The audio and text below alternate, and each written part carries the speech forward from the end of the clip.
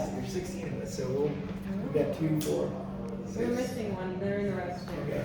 And you're part of the tour as well, sir? Yeah, fantastic. Great. Nice. Well, great. Where are we all coming in from? Texas? Texas? Same. Texas. Yeah. Texas. Unrelated Texans or related Texans? No, it isn't. Okay. What part of Texas are you from? We're near San Antonio. Oh, we're in Helotes, San Antonio. Oh, okay. We're in San Oh, wow, Yeah. okay. Yeah. Oh, yeah. Houston?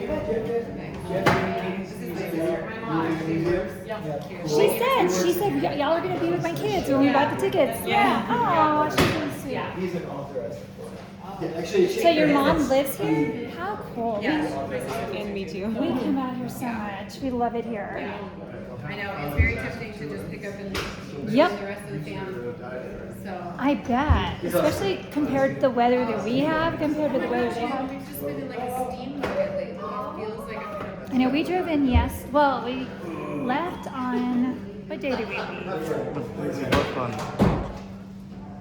Because we drove through, we got in Thursday, but we drove in, to Durango yesterday because we're staying way up by Purgatory. Oh, okay. Yeah. We're with a huge group. It's my other son's like graduation trip, so we're with all his best friends and stuff. So they're golfing today, and the moms came shopping. I said, well, I'm gonna bring him to come do this. Yeah. This is a really cool tour. He loves to do it. Yeah. It is a really cool tour.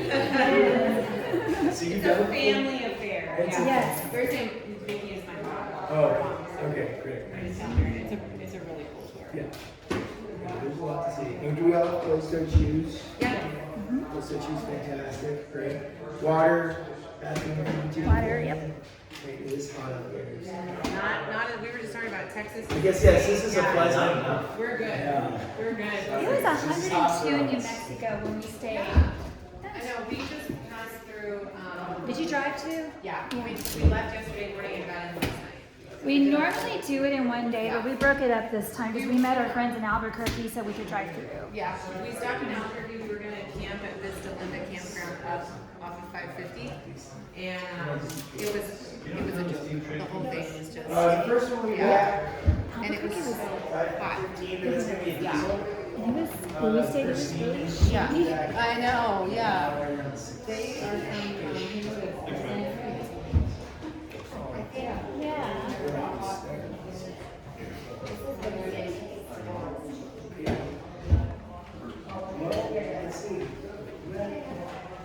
We're all here. We're missing you. No, you're back. You're back. Okay. Okay, well, that's a lot less. Okay. So, are you here for a tour? Are you here for a tour? Okay. Oh, yes. Oh, yes. Okay. Well, let me just pop in real quick and connect these guys. You want some water? I'm good. I'm thirsty.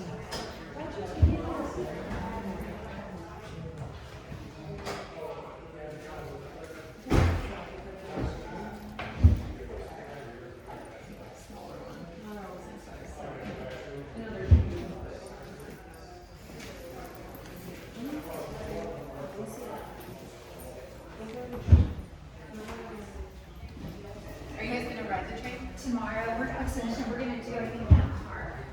We've never done that one before. We've always done just the other traditional ones. Yeah, we're gonna do the open. When are y'all doing it? Sunday. Sunday? Yeah, Sunday, the first train, I think it's like. I wish we would have done this first one because now everything's upset because we're going to miss the dates at 6:30. Yeah, it's always a good, I mean, if you're gonna write it back, yeah, so we're gonna just. We, write up within 30 minutes. I know. Well, great, y'all. Well, I think we're it.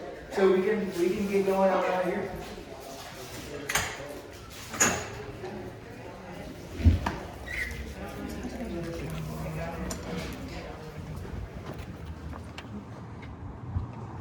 Oh, it is warm.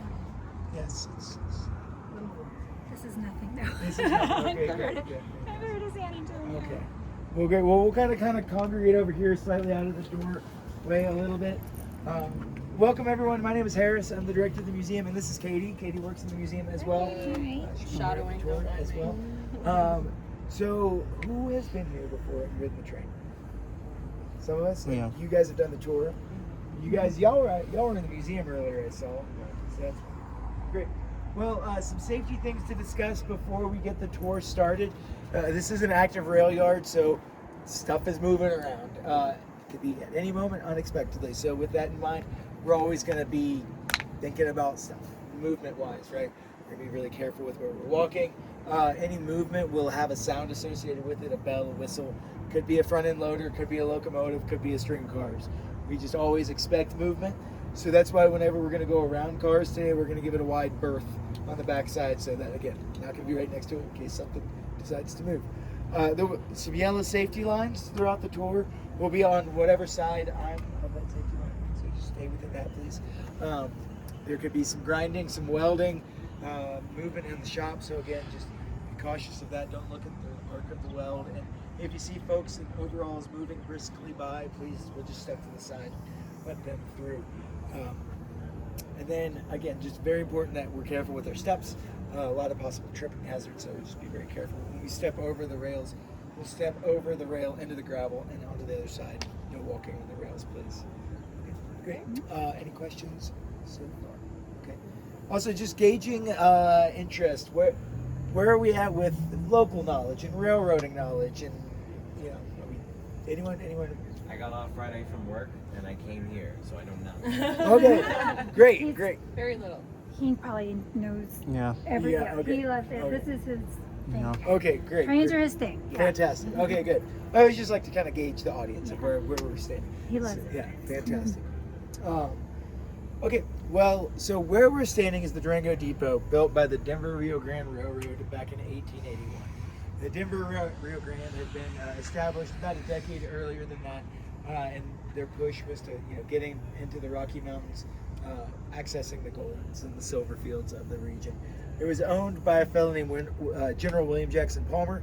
He was a Civil War general, so he was obviously very capable of mustering folks together for an effective unit. And so after the war, he came out west to kind of establish his domain and life. And he had been inspired by the narrow gauge railroads in England and saw that as the best opportunity to quickly get into these mountains to start effectively railroading. And of course, much of the impetus was mineral extraction, even from its earliest origins.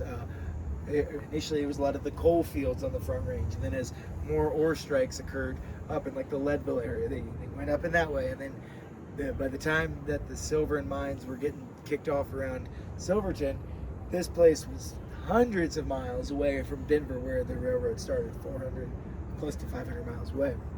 And so it was by the mid to late 1870s, the push had begun to get over here, and they finally arrived in Durango in 1881.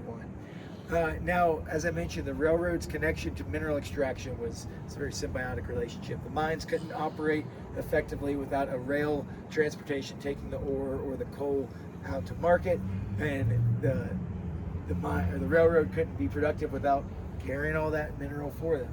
And so they were codependent relationship. And they came into Durango in the summer of 1881. They had a little bit of fanfare, yay, we made it here to Durango. But then they just kept running north to Silverton just as quickly as possible, making it to Silverton within the next summer. And for any of y'all who have ridden the railroad, you know that that's a pretty incredible engineering feat to have blasted out that much of a cliff face and built up that much roadbed, all in a matter of months. But again, it was all about getting there as quickly as possible, right? There's the old adage that you can have something done fast, cheap, or good, but you can only choose two of those things, right? And so for the railroading, they went fast and cheap. So the speed of putting a narrow gauge railroad in was much more expedited than a standard gauge. Standard gauge being 4 foot 8.5 inches between the rails. Narrow gauge for 3 feet. So you have to cut out less of a hillside. You have to build up less of a roadbed. The individual tie costs is reduced. So you're able to do things faster and cheaper that way. But also with narrow gauge, you're able to make tighter radiuses in your turns. And so railroads are pretty dependent on wherever they can put the line. They like to follow waterways for the availability of water for their steam engines, but also because the the path had already been kind of subtly carved away by the landscape. So to be able to you're very limited on where you can wander tracks through these mountains. So having tighter turns allowed for more opportunity to grow. Now, Durango, its origin story, you would often hear that the existing community of Animas City up here, 2 miles away from here, and the railroad, they just couldn't agree on depot grounds.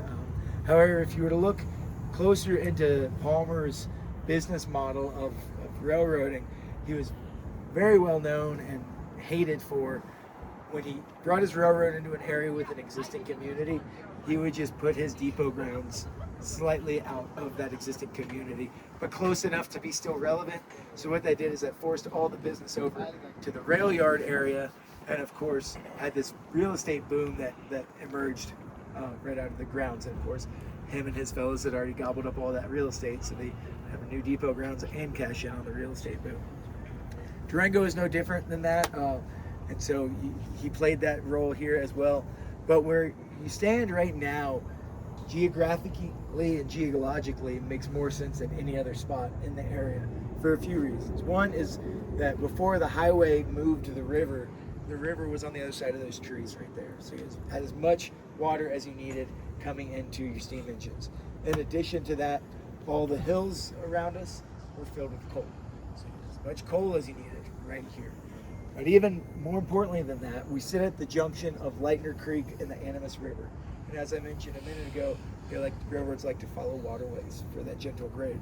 And so by putting a depot right here in your hub right here, you had the opportunity to grow west. And so originally they surveyed that line immediately upon arriving in Durango, but that line was not built until a decade later. So then, after a decade of existing, Durango became a crossroads community, and like most crossroads communities, becomes kind of the nucleus of commerce and industry. And so early Durango's history was exclusively tied to the railroad and to the mines that were bringing minerals down, to the coal that was being dug out of here, and then all being sent over to a huge smelting facility on the backside of this hill. So if you look at about halfway up, you can see some scarring going on that hillside. Up until the 1980s, when it was torn down, there was an enormous smelting facility there with coke towers and smokestacks and furnaces and chemical leaching tables and tailings piles that stretched halfway up that mountain. So huge industry coming into this area. And again, it was all being funneled in by rails and then transported over to this facility where they were separating the golds, the silvers, the leads, the zincs, the coppers out from the matrices of rock into its pure form. So again, all being funneled by railroad. And so then from there, it would just be distributed around. And then, like I said, so much coal coming out of here too. The shiny rocks get all the glory from up in the mountains, but if it wasn't for the coal here, those mines wouldn't have operated because they were sending coal from up here or down here up there to power those machines and their steam boilers and machinery up there too. So that all is kind of conveying up and down. So we can start walking and talking down this way a little bit. So 481 just came back. From 481? The K36 from her oil conversion. Right, yeah. So the 481 was just completed its conversion very recently, and we've been running it for about a week and a half, 2 weeks now. Wow, Yeah. there you go. Yeah. And 478, what about her? Is she going to be next or? Yeah, we'll see 478 here in a little bit. She's in the process of being converted right now. Yeah, but about 486, is that one going to stay in the museum? No, eventually that will get pulled out and converted as well. And so the goal is to have all the steam engines fully converted over to oil, and we'll be good. And same with 490. From Denver, right? Correct. Yeah. So was the railroad from Denver standard gauge or not? So great question. So it started as narrow gauge, and then part of his plan, Palmer's plan, was to eventually update the lines to standard gauge. So the main lines were updated to standard gauge, and then at a certain point it transitioned to narrow gauge, and there was actually a contract system going on for a while, where with the standard gauge, narrow gauge, a rail set in between. Originally, it was this section across. Well, it was never worth it for them to make it because they did like the more heavy used traffic lines that they were doing that. This was always kind of a backwater, even for the, even for as much of the hub as this region was, it was still backwater for the Rio Grande. So then, how would a train coming from Denver get to Silverton? It would have been some switching going on, so they wouldn't have had. They would have changed over. Antignido, I believe, is where that line junctioned out. So they would have had a standard and/or dual gauge line at Antignido, and then you would have transferred over to a narrow gauge line. So Cumbres and Toltec Railroad, which is down the way, that's our sister railroad. That's where you would come up and over to get to here from there. So folks, where we're standing now is the outside of the Roundhouse. The Roundhouse is where we store our locomotives, do our repairs on our locomotives. Very important building within railroads in general. This original Roundhouse, well, you can see there's two different brick styles going on right here. This is the original portion of the Roundhouse built in 1881. However, in 1989, this building burned down along with a number of our locomotives inside of it at the time. And those locomotives, their tenders were filled with coal, and so it was a very devastating fire when it happened. It was quite hot, as you can imagine, with those huge coal fires going on inside of it. And the fire department, at a certain point, stopped trying to put the structure fire out, and instead started focusing their nozzles on the locomotives so that they wouldn't be completely destroyed. And so, for as devastating as the fire was, it really gave us a rebirth in a lot of ways. We were able to add the whole museum section over here, add the machine shop, which we'll get to in a little bit. But more than anything, it was a testament and an observation of the crews that work behind these walls. Because the fire happened in February, and for as damaging as it was, our crews were able to restore 2 locomotives to working order so that we wouldn't miss the first day's run, first run to Silverton for the year, which was in May. And so within a matter of a couple of months, they'd already restored 2. So just think about that, and the folks that work here, and the abilities and the skills and the knowledge that they have to keep this kind of place running. Even after a fire, we can make it happen. And even with the other engines that were in the fire, those were also restored or rebuilt. Eventually, yes. Yeah, absolutely. Yeah. So it was bad, but Phoenix from the ashes for sure. Yeah. So we'll cruise on in here, guys. Don't be distracted by the shiny rocks. We'll pass because we'll end the tour at the museum.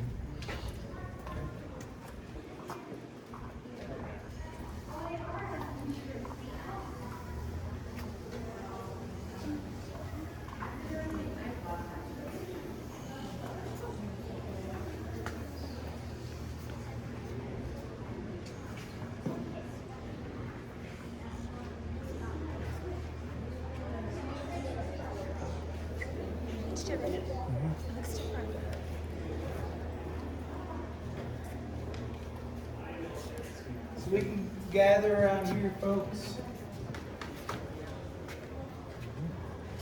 So these are photos of Durango's 2 different smelters we had at certain points. This one is right across the river.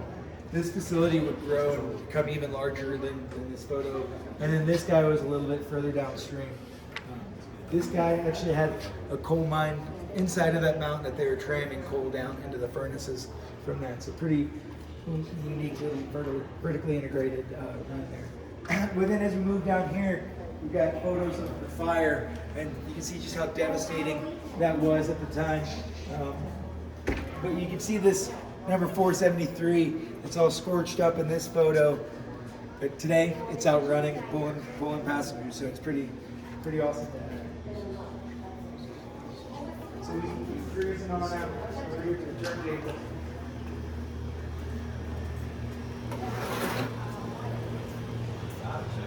Check it out.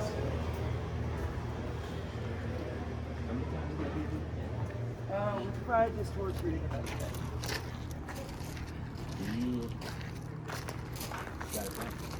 Oh yeah, also got the museum set down. Oh yeah, well, I know how people are with shiny rocks.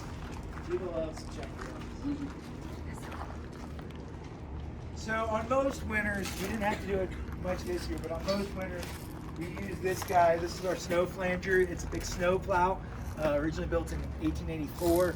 It's been rebuilt a number of times over the years because, as you can see with the big dings down here, this thing will take a beating.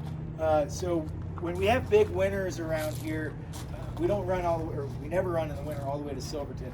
There's just too much avalanche danger, and the demand isn't there for our passengers. So we run to Cascade about halfway up. So during the winter, it gets snow loaded, and the mountains up here are notorious for avalanches.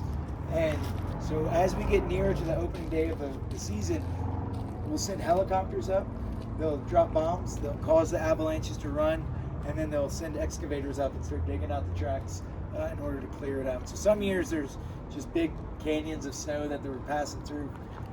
But we didn't have to this year, no snow, so we just built 1.5 miles of new track. So sometimes you can't do it. Right, so this was mocked up recently for a photo train where we dolled up a number of our cars for a vintage shot. So during World War II, the federal government pretty much took control of all the railroads in the country as part of the war effort. And around here, they commandeered a number of locomotives that were to run on that line up there. And then they never made their way back from the war. So a lot of them were just scrapped. But fortunately, we have 3 of the original K-28s, the 470 series, that survived. So we'll see what happens with this guy. We're going to be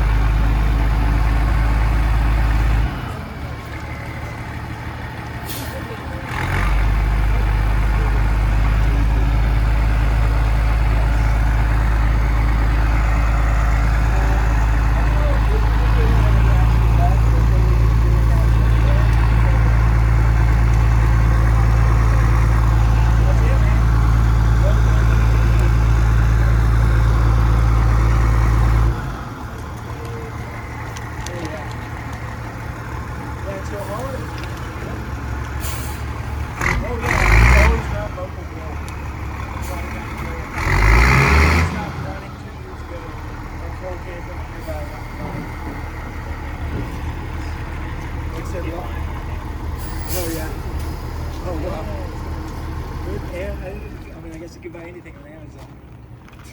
What's a bag of Cola Run on Amazon? Oh, yeah. How much was that? I can look it up. 40-pound bag. I can look it up. Yeah, we used to do ours by the dump truck. Yeah. Well, I mean, he's got a small Oh, nice.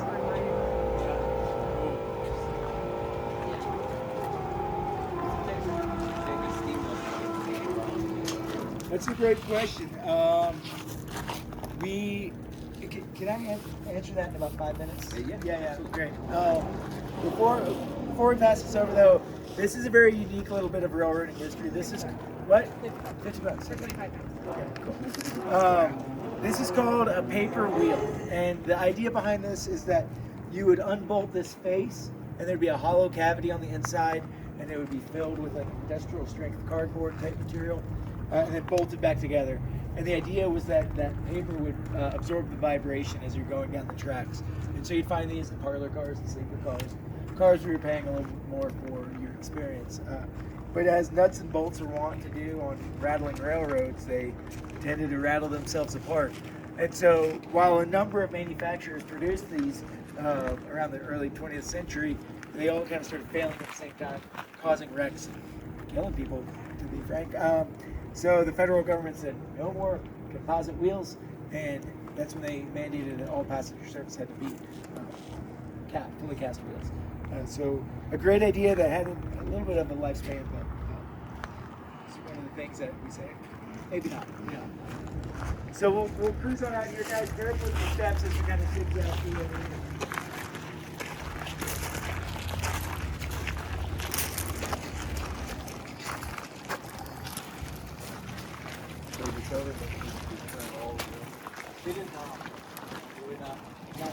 at that room.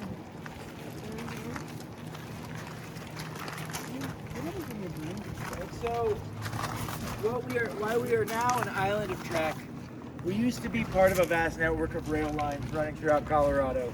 But as I mentioned earlier, the mines were dependent on the railroads and vice versa. So whenever the mines started playing out, it became a lot less viable for the railroads to operate. So by the 1950s, they were very eager to abandon just about everything. And they were eager to abandon us, but it just wasn't quite worth the effort to start pulling up tracks. And there was a little bit of enough of production coming down to make it kind of worth it.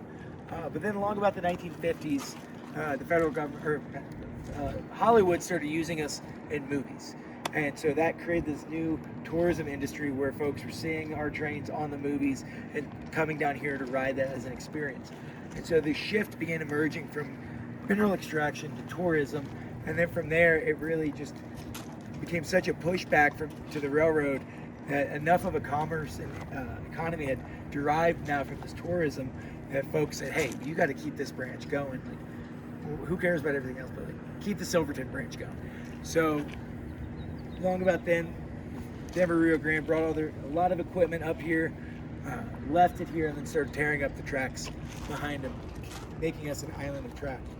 And then in that time too, they were selling off equipment left and right. So Knott's Berry Farm, if you guys have ever been there or know anything about that, they wound up with 2 of our locomotives, which we just recently restored for them and sent it back to them.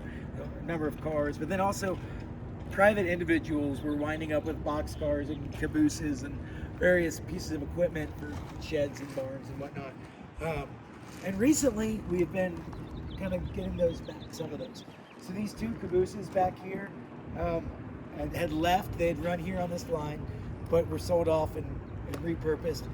But then recently, we've acquired them back because folks are saying, oh, we don't need this in our backyard anymore. Do you guys want it back? And we always say yes, because there's not going to be another chance to recollect all this kind of material. And in the back tent over there, there's another car with a similar legacy to us. So we're pretty excited to be able to reclaim these cars and put them back into service eventually. So to make all our daily operation work, we need this turntable. This turntable came to us originally back in 1923 as a hand-me-down from Alamosa, which is a nearby town, which is much more of a rail yard than we are even. And so at the time, the Denver Rio Grande Railroad was running locomotives with tenders the size of this middle one over here. However, by 1923, they were expanding their fleet, and they knew that they were going to keep expanding. So that's when you start seeing this 476 series coming in, and then the 480 series 2 years after that. So the equipment was getting bigger, so they needed larger infrastructure, more substantial bridges, extending the roundhouses, that kind of stuff. So all those changes began occurring at that time. But this turntable is so important to railroading in general that it's going to shape the architectural design of the roundhouse. So if you were to step back and look, you could see that all these tracks radiate off of the turntable into the roundhouse. And so that's why you're going to have that arced facade so that it meets the radial pattern coming out for that. So we can keep cruising on over here. So this turntable is air powered. So there's an air motor that spins gears and then is able to rotate 360 degrees. And then from there, once it's down lined up, you engage these columns right here, which kind of slip in to the teeth or to the rails, and you lock yourself in. It's definitely got its nuances. It has to be balanced just right in order for both sets of wheels to be engaged so that it can spin uniformly. If it's imbalanced, it's going to be picking up one side and not engage the wheels. So each one of these locomotives themselves has kind of a nuance of where to place it on the turntable. There's a sweet spot for sure. You have to have it kind of just set there and balanced and it's engaged just right. Questions?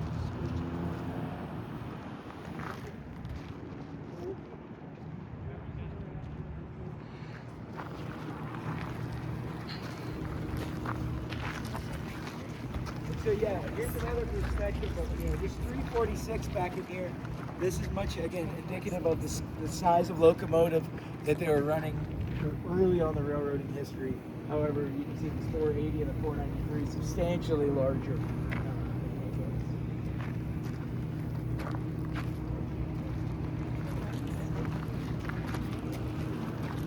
And 493 was brought back to service in 2019 or 2020.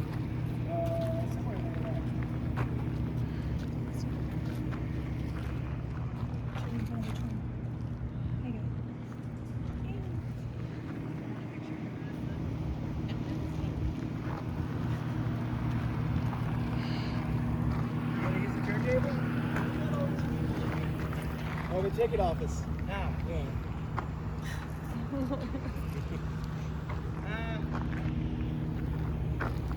Would you mind running along with me? Yeah, sure. Yeah, we'll give you a little demo, guys. This is so cool. Where are we going? You know.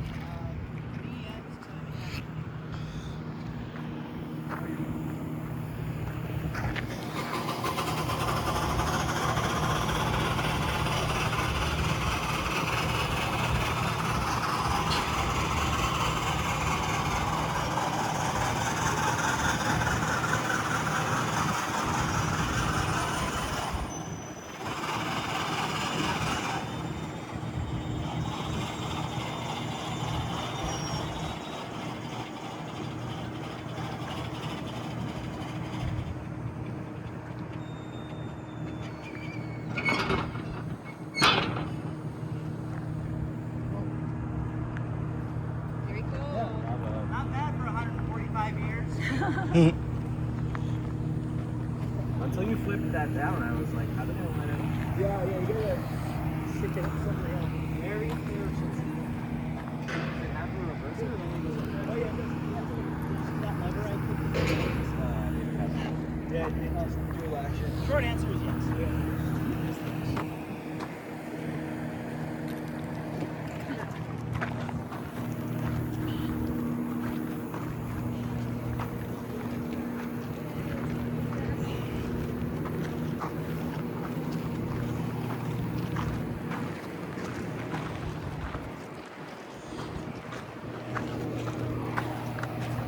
So every night when we would run coal, as we returned, we would stop over this pit, and then the floors of the locomotives, helps answer your question a little bit. The steam locomotives had a rocking floor system where you could engage a kind of a shaker bars to drop all your ashes out. So now with the steam engine or with the oil conversions, that grate system isn't necessary. So we have a solid floor for that.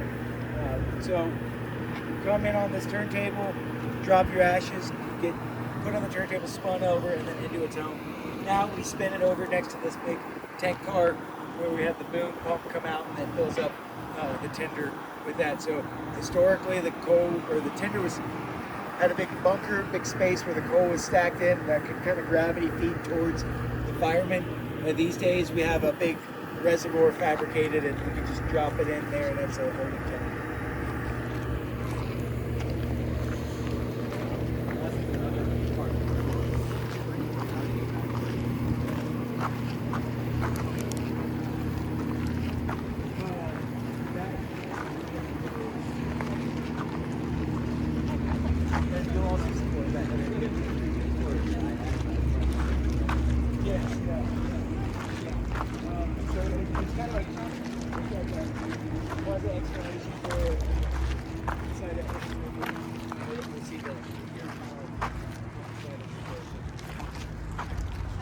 Yes.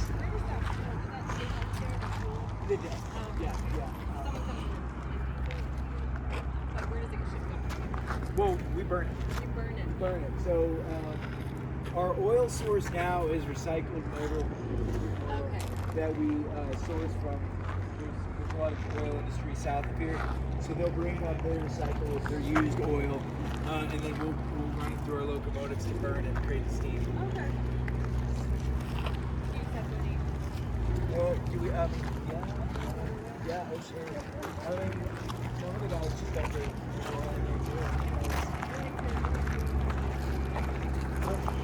Oh, yeah, okay.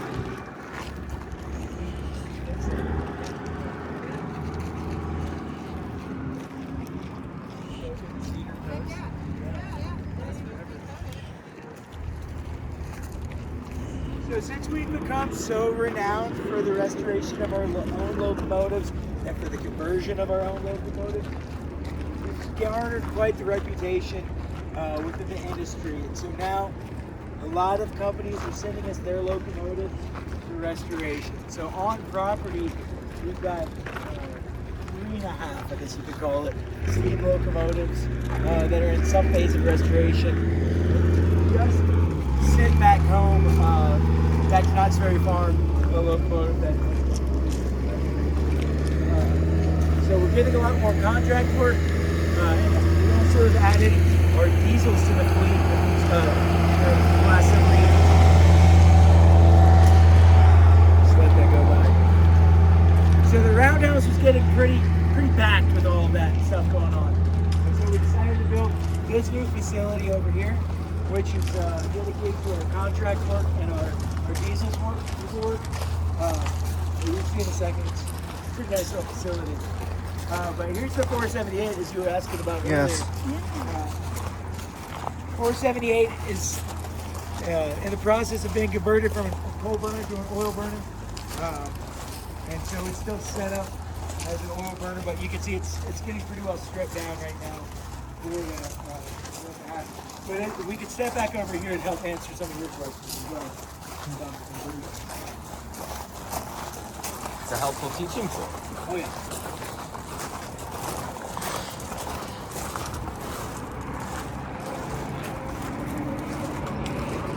So the very raw rundown of a steam locomotive is you've got fire going on in this front cavity, and then you can see this lattice work of, that's where tubes are inserted running that length, where hot air from the fire transfers through and then out the smokestack. But surrounding that tube network is water, so that heat goes through the tubes, heats up the water, that steam rises up and is captured and run through a piston to run. So the change that we have going on in our systems now, this is those rocker floors that I was describing earlier that drop all the ashes. That is eliminated now in the new system, so you have a little more foot room. You used to have a foot pedal where you would step and it would pneumatically open the door for the firebox to then throw another shovel of coal in there. That is no longer needed. We now put a shroud over this firebox, and so now you just have like a little viewing portal for that.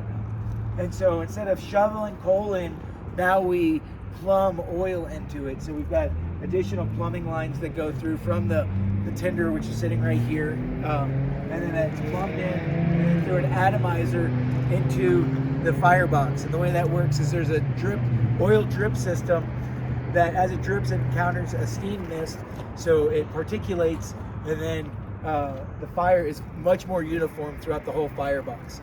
You used to have to throw a shovel of coal over here and one over there to kind of keep a very base fire going. You probably know that as a forger.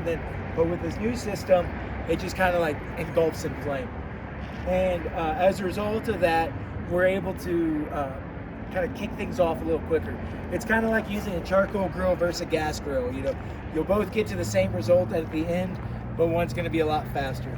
So we used to have crews stay overnight to tend to the fire, to keep that heat going, to keep that base pressure going. And now we just have crews come in around 4 in the morning and kind of kick things back to life, and then we're able to get it going from there. Question. Yeah. So you said earlier the river used to run right back through here. Yeah. And you said they moved the river. Correct. Okay. To So- build this road. To build this road, yeah. So this Okay. kind of like drop bottom, what is now like a flood pond. Okay. That's where the river had been, and then it curved around and then went over there. Because this whole area that you see right here eventually became an enormous Superfund site.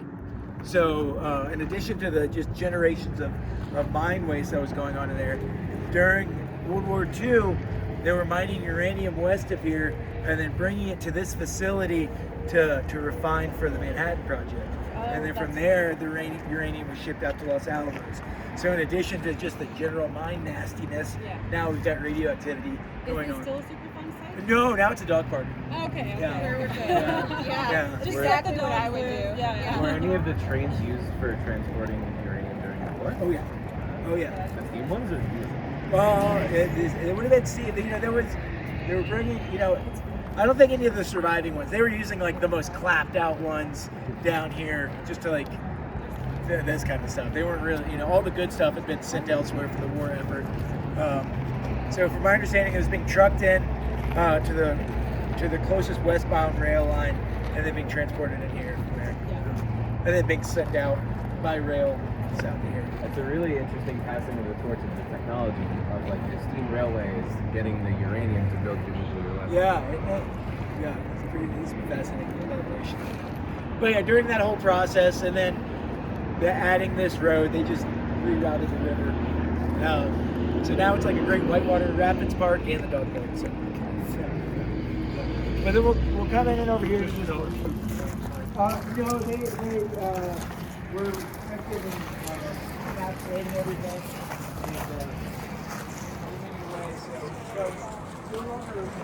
And I got it. Take a picture of the engine itself. Take a picture of the engine itself. Take a picture of that. Take a picture. Come on.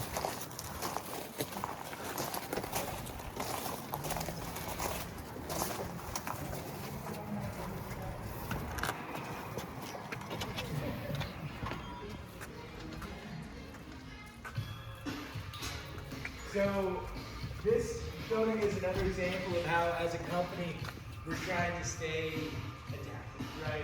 You need to be using 19th century business techniques, even though you're running 19th century trains and stuff. So we're always looking for new innovative ways to adapt as a company. That includes the conversions to oil. That includes adding the diesels. That includes the contract work. That also includes our energy consumption. So as you can imagine, with a big, huge breaker box like that right next to you, we use a ton of electricity around here. So 2 years ago, we installed solar panels on this whole roof and the whole roof of the Roundhouse, creating the largest privately owned solar generating facility in the county, helping us offset our own electric costs. So always again trying to cut corners when we can to help things and, you know, make it, keep it viable. But this facility is emptier than usual, which means that it's good because it's moving things out. But some things will stick around for a while, like this guy right here. This is a contract job, and the owners of this have asked us not to take photos of this one for our guests. But you can see the condition that a lot of these locomotives arrive in. And then, if y'all had seen the 340, it would have been a great juxtaposition. Oh, did she go back? She went back the other day. Oh. Yeah. So at one point, that 340, which left in this glossy, shiny, and brassy look, was at one point even more stripped down than this. Not that long ago. Not that long ago. It was just one big tube. The fact that we were able to put it back together and make it operable, it's very unique. So yeah, when I said that we had 3.5 steam engines on property, I was talking about this guy as well. We don't discriminate in the size of our steam engines. This is for someone's little hobby railroad in his backyard, but fully functional steam engine. It's a coal burner itself. So pretty hilarious, if you ask me. Cute is the adjective that comes to my mind. I don't know if they would appreciate that as much, but yeah, it's pretty nice. Does it have the power to like actually pull anything behind it? Oh yeah, man. It'll be like, it'll run, if I remember correctly, like 180 plus PSI. So it's got some oomph to it. And you know, this is where the little engineer sits, you know, and then typically there's, you know, a string of cars behind him with a person or two on each car. Yeah, so it's pretty hilarious. What's that? Why is it so tiny? Some people have really funny little hobbies. Like miniatures. It's a hobby, yeah. Like miniature engines. It's a miniature engine, yeah. Because, you know, turns out everyone loves railroads, but not everyone can own a railroad. So this is somewhere in the middle. Yeah. So part of our innovative, kind of looking forward outlook too is we invested in the CNC machine, which has been huge in just the mass production of parts. So we used to have to send things like this out to stay bolt. This is a very unique bolt that we use to build the firebox system. And these are designed to be able to flex and move a little bit based on the heat expansion of the firebox. So yeah, it's very strong steel, and then you have to cut a hole and down it to allow for a little bit of movement. So we used to have to outsource this, and it would, you know, hundreds of these at a time. We'd have to order. So I mean, a lot of freight cost right there. And then in addition to that, it used to take that third party about 7 to 8 minutes for them to make one of these for us. Now we're cranking them out in-house in 90 seconds. So it's a pretty versatile tool. You know, it'll cut these guys, it'll cut these brass fittings, but even, you know, we got a whole box of these little guys. These are fake rivets for another contract job for a third party. You know, historically, all these steam engines were fit together with rivets. However, now a lot of them are welded together. However, they want that historic appearance, so they put these little faux rivets in. So he's made a couple hundred of these that will send out to that person as well. So, you know, very versatile tool.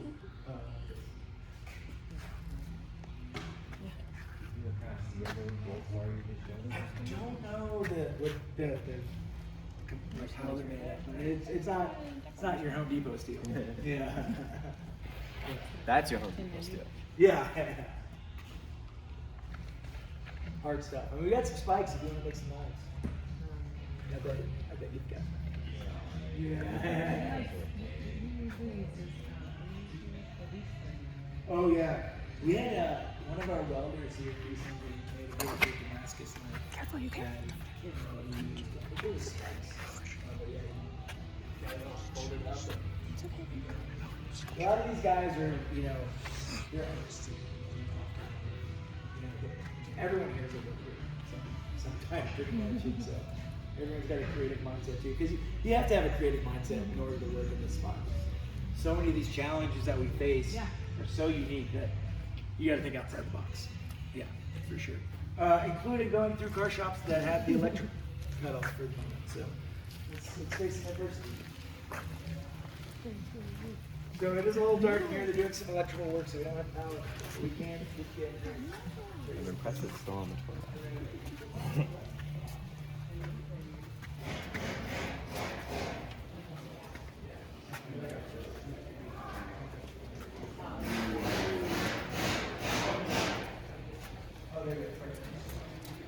So folks, within this facility is where everything that gets pulled is worked on. Within this facility, we can do everything from, you know, extracting the trucks off of the cars for inspections and repairs to even down to full guts and remodels. So if you look over here, you can see that we've pulled this guy completely down to its studs, and we'll be going through and systematically replacing and repairing as we go through. Now, whenever these guys are repairing these cars, they're not going to miss the opportunity to update the electrical, update the plumbing, you know, improve the systems within it. Because we all recognize that our guests are traveling to us for the historic preservation appearance of all of our cars. However, we also realize that you guys don't want the true authentic experience of when you went to the bathroom and be a hole to the tracks and huddling around a coal burning stove. So we update these cars to be in such a tasteful way that you don't even recognize and notice that these modern features have been designed into the cars. And these are, it's a fascinating process to watch these guys do their work. You know, everything from, you know, simple kind of, you know, simple, I say simple, but they're, you know, inspections to just full remodels. So we had a concessions car in here last summer that took quite a while because there's a number of plumbing systems and electrical systems and more woodwork going on. Oh my gosh, thank you so much. And so a car like that will take a little longer. A car like this will not take as much. But you know, it's like anyone who's ever remodeled anything, as soon as you pull off that first tile in the bathroom, you're doing, you know, it's not uncommon for that to happen here because these are old cars. And for as much you know, effort as we put into them throughout, you know, the cycle of their life, they still need a lot of repair. How do they get back in or pulled in? Is it which direction? They come in from the front over here and through those big bay doors, and then this facility allows 3 under the roof. And then you can see there's got crews working out under that tent over there. That car is that car that I mentioned that came back to us recently. And so they've started going in earnest on that guy. And when that's back in service, that'll be our oldest car that we have in use. But before it goes back into service, all the woodwork is done. It's very well put together. They'll put it in this bay right here, which is a paint booth. So we'll close these doors, turn on the ventilation, and then paint the whole system right there. And then it's got ventilation. Yeah. Does it all. Yeah. Now, since as you can see here, there's wood components here, steel components on this one. That means that we need to be able to have a full wood shop and metal shop here in this facility to kind of accommodate both needs. And you know, they're very particular when they have to take a piece of wood out for, let's say, the door jamb or a window jamb. They'll take that out. They'll mimic that, use that as a template, and then with the same species of wood, build it back to its original form. So again, because everyone here appreciates and values the preservation of history that we are so talented at doing, and providing all of the experience of that. Yeah. Questions? Okay, cool. Well, we're gonna backtrack out through this door and then head out a little south.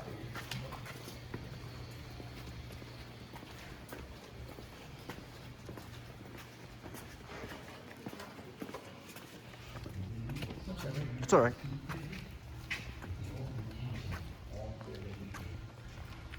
So let's go back out over this door.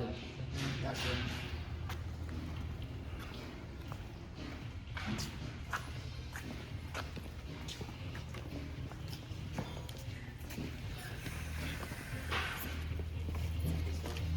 Yeah, you can go. It's a lot.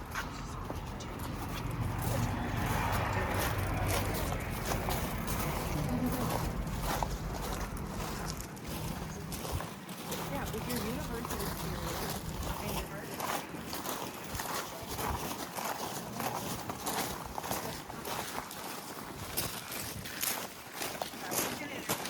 Oh, it's you? Oh, really? The background. Yeah, we've been talking about making Oh, nice. Yeah. A lot of different roles here. Carpenters, the welders, the boiler makers. Oh, cool.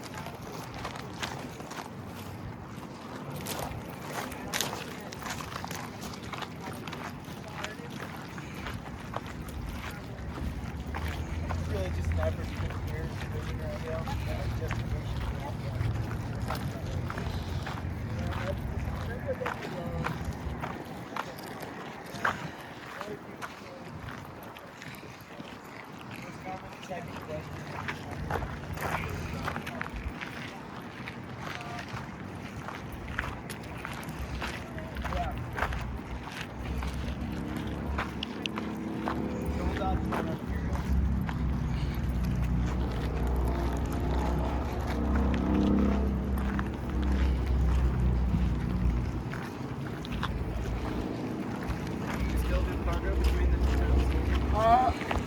Cargo that we do these days is recreational.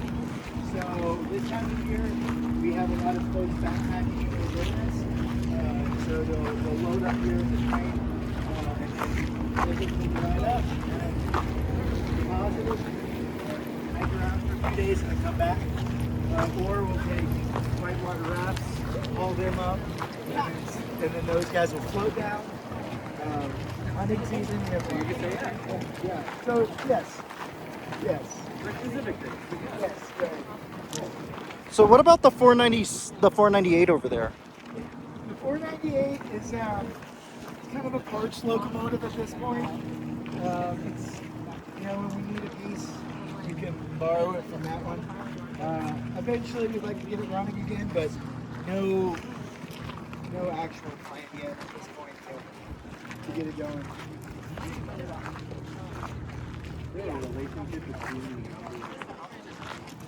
It's a classic system.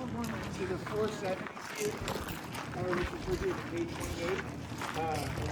Page 28 is 28,000 pounds of tractive effort, which is how locomotives are measured in the hauling capacity. The cage, or the 480 are 36s, 6,000 pounds, and the 490 series is big 87. So they kind of indicative of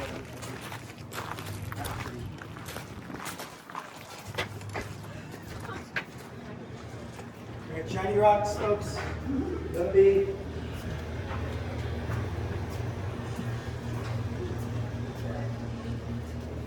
Little animals. Animals.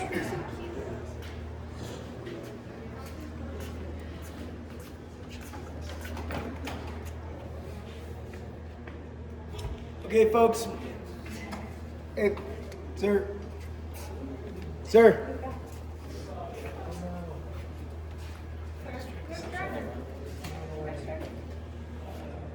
Hey, sir. Yeah, let's stick with the door, please. Thank you. All right, folks, we're going to enter the Roundhouse now. Again, we'll be within that yellow line. It'll be on your left, so you can come on in.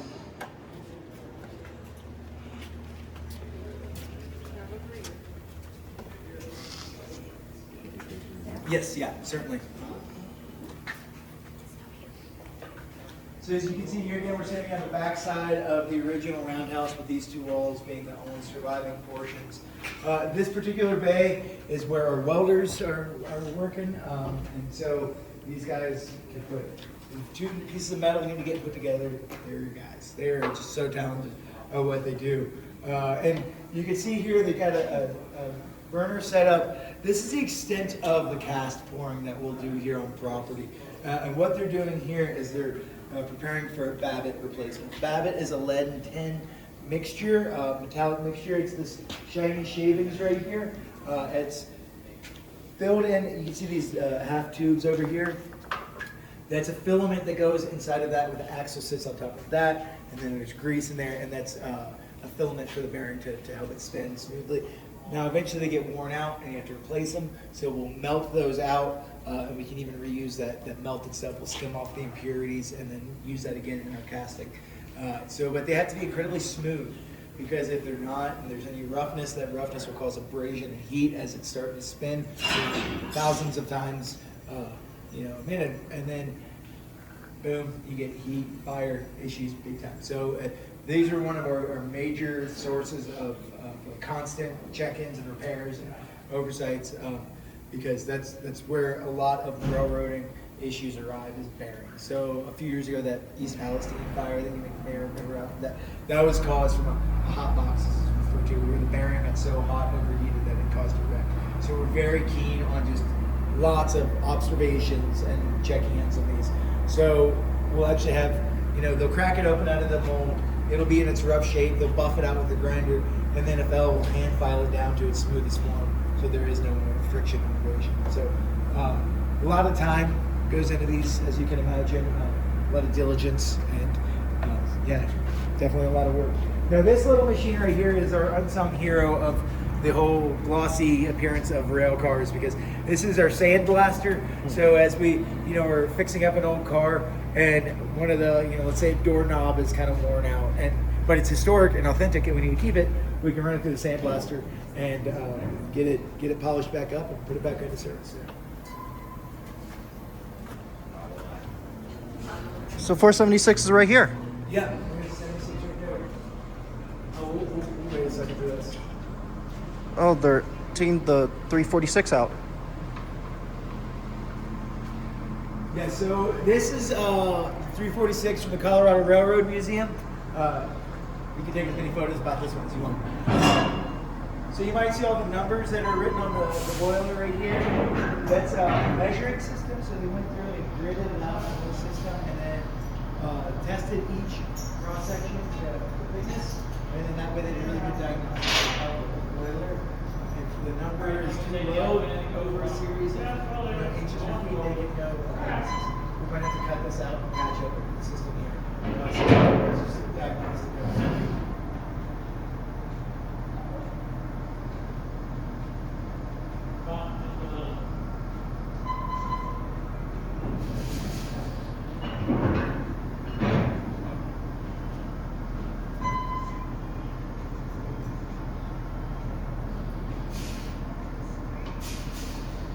Get all hands signals, right? So hand signals have always been how railroads communicate.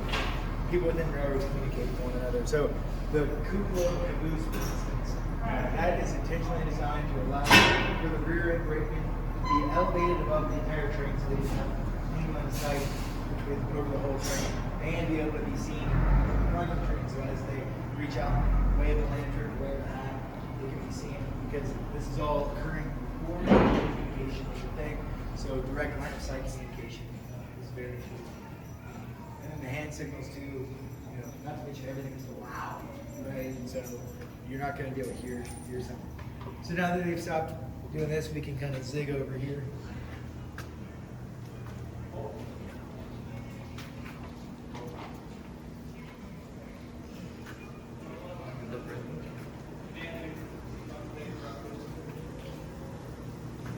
So this 476 has already been converted to oil, and you can see the firebox system is a little different on this one. Got now those rocker bars and the foot pedals have been eliminated off of that one since you don't need it.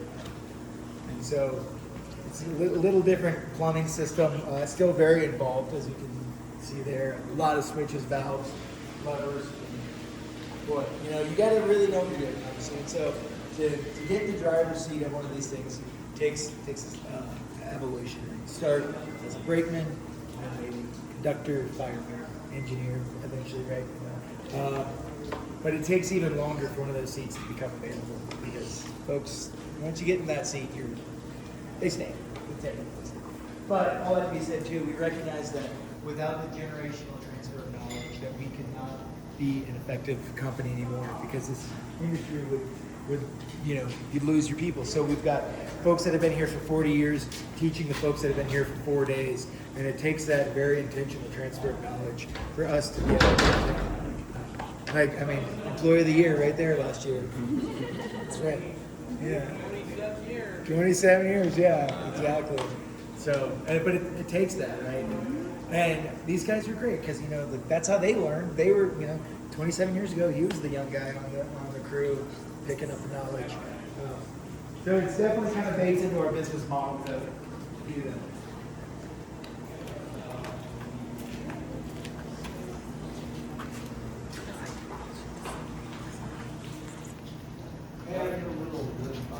The little wood boxes, they're kind of like the front end caboose. So as I was just mentioning about the cupola on the caboose, that's for the front end brakeman to kind of get out of the way a little bit, highway. Very slow and small.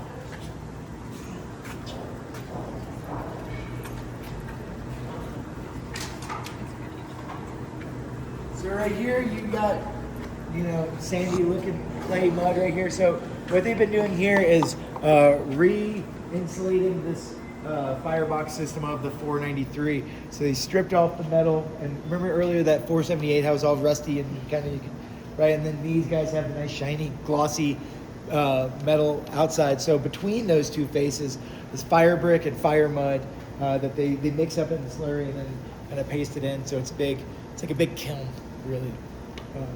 But really, all these locomotives they're giant mobile power plants, right? They're generating steam for propulsion, but that steam energy is also generating electricity through a dynamo and compressed air through an air compressor.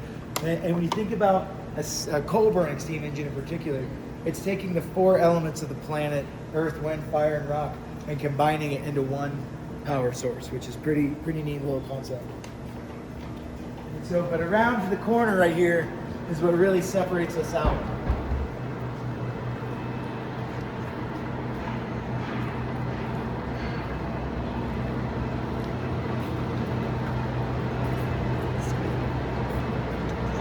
So prior to the fire, we did not have this facility. This was one of the fortuitous results of after the fact.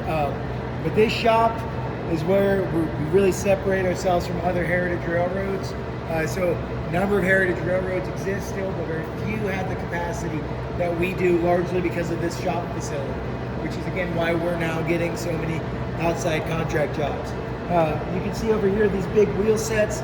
They're coming off of the 493 over here, getting replaced. We've got machines that can mill down the wheels and reshape them.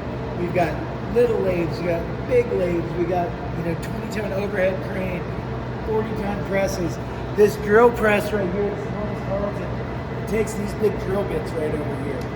So it's just a huge scale. Everything is big, everything is dirty. Don't lean on anything around here. Yeah. I can have you stack this. So yeah, when this place is going and there's folks at different shop or positions and chips are flying and machines are whirling, it's a pretty fascinating system.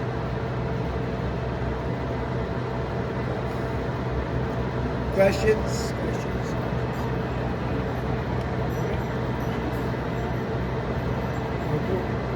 Okay, well, if there are no further questions, we can backtrack and wind up the tour at the museum.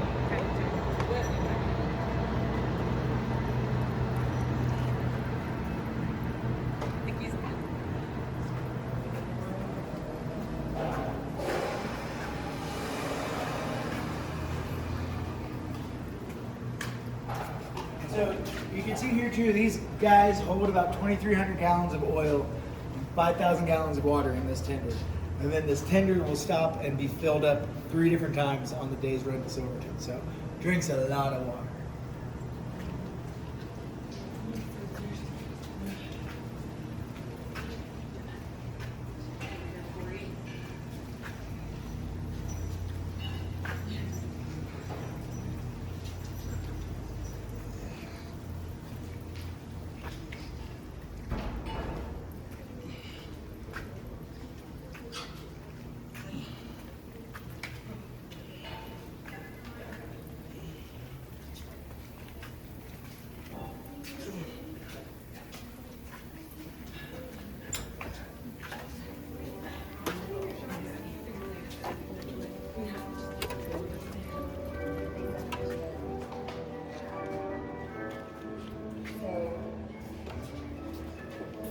Alrighty, folks. Well, that wraps up the tour. We'll definitely encourage you guys to stick around the museum, keep poking around and exploring. And if you have any further questions, you can find myself or Katie. Jim's back over there as well. But thanks for being a great group today, y'all. Thank you. Enjoy the rest of your day. Thank you. Yeah.